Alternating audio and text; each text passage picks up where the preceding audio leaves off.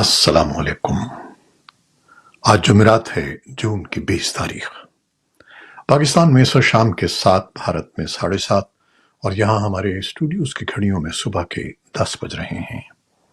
Voice of America Washington کی Urdu service سے میں ہوں خالد حمید، خبروں کے ایک بلٹن کے ساتھ۔ پاکستان، بھارت، افغانستان، غزہ کی تازہ ترین صورتحال اور دنیا بھر سے خبریں آپ کے لیے پیش کرتے ہیں۔ آج دنیا پناہ گزینوں کا عالمی دن منا رہی ہے۔ گزشتہ چند دہائیوں کے دوران اور خاص طور پر پچھلے کچھ سالوں میں دنیا کے مختلف خطوں میں جنگوں، خانہ جنگی، مسلح تصادم اور قتل و غارت سے نہ صرف لاکھوں جانیں ضائع ہو چکی ہیں بلکہ لوگوں کی بہت بڑی تعداد جلا وطنی پر بھی مجبور ہوئی ہے۔ اقوام متحدہ کے اعداد و شمار کے مطابق پچھلے سال کے آخر تک تقریباً 11.5 کروڑ افراد کو دنیا میں زبردستی بے گھر کیا گیا۔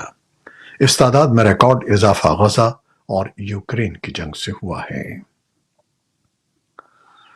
افغانستان کی سابق حکومت کے سفارتی اور قونصلر مشنز کی رابطہ کونسل نے پناہ گزینوں کے عالمی دن کے موقع پر ایک بیان میں میزبان ممالک سے مطالبہ کیا ہے کہ وہ پناہ کے متلاشیوں اور پناہ گزینوں کے حقوق کے تحفظ کے لیے کوششیں تیز کرتے ہیں۔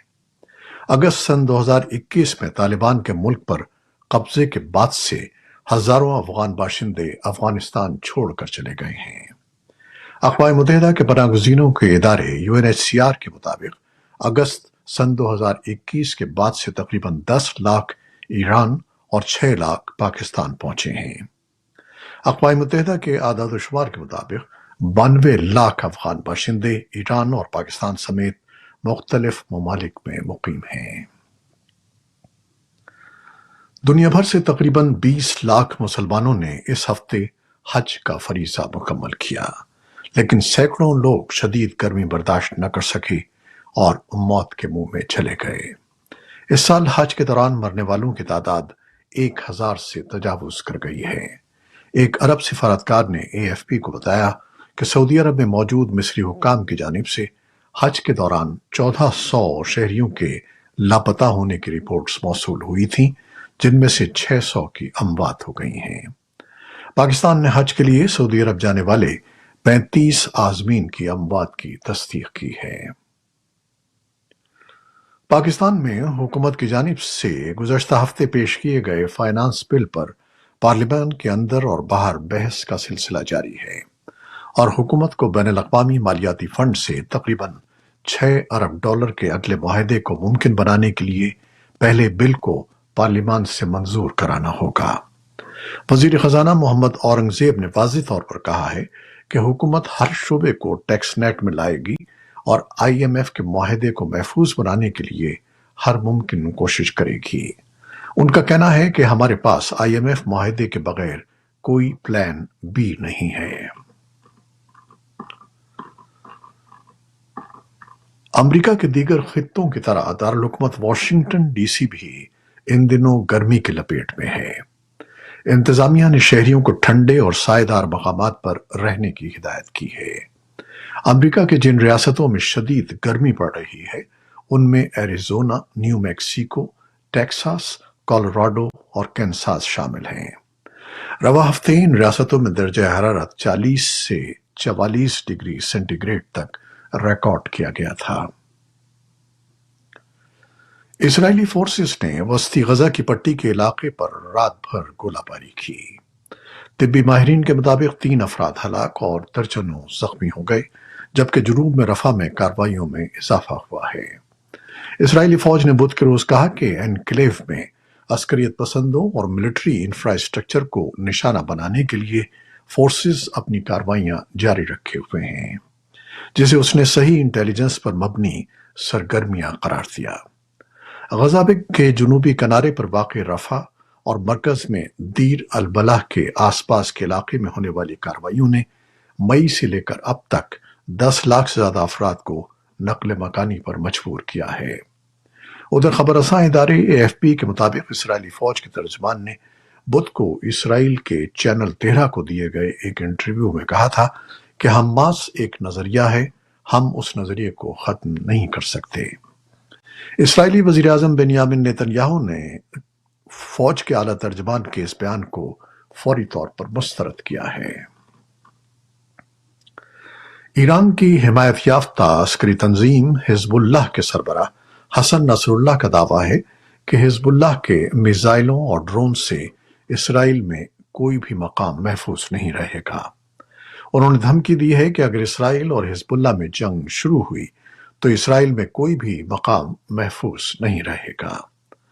دوسری جانب اسرائیل کی فوج کے chief of staff lieutenant general Herzi Halevi کا کہنا تھا کہ اسرائیل حزب اللہ کے پاس موجود ہتھیاروں سے بخوبی آگاہ ہے۔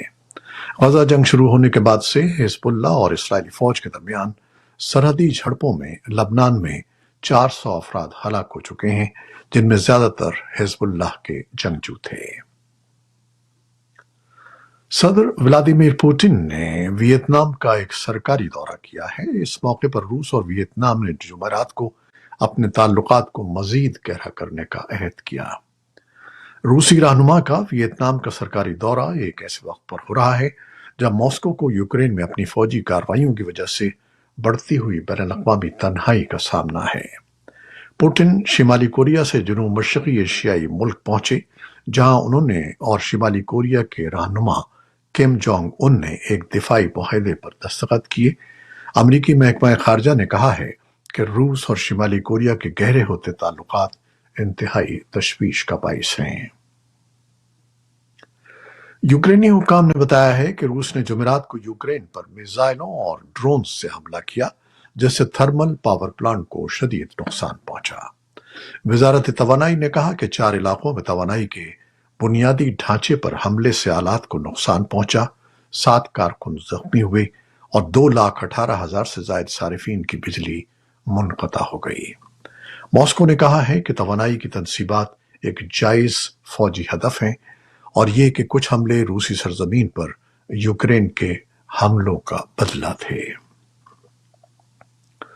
انسانی حقوق کی 4 سرکردہ تنظیموں Human Rights Watch, Amnesty International, بین الاقوامی سروس برائے انسانی حقوق اور عالمی یغور کانگریس نے ایک بیان میں کہا ہے کہ اقوام متحدہ کے انسانی حقوق کے ادارے کے سربراہ وولکر ترک کو چاہیے کہ وہ سنکیانگ میں انسانی حقوق کی صورتحال سے نمٹنے کے لیے چینی حکومت اور ان کے دفتر کی جانب سے اٹھائے گئے تازہ ترین اقدامات کی رپورٹ فراہم کریں۔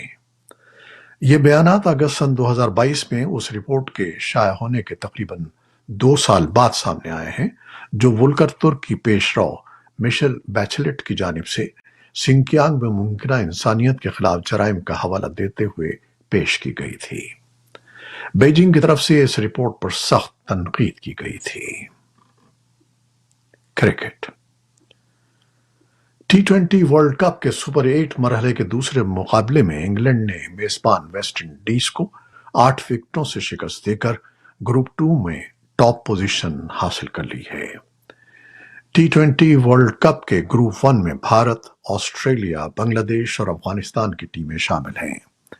اس گروپ کا پہلا میچ آج بھارت اور افغانستان کی ٹیموں کے درمیان پاکستانی وقت کے مطابق شام 7:30 بجے کھیلا جائے گا۔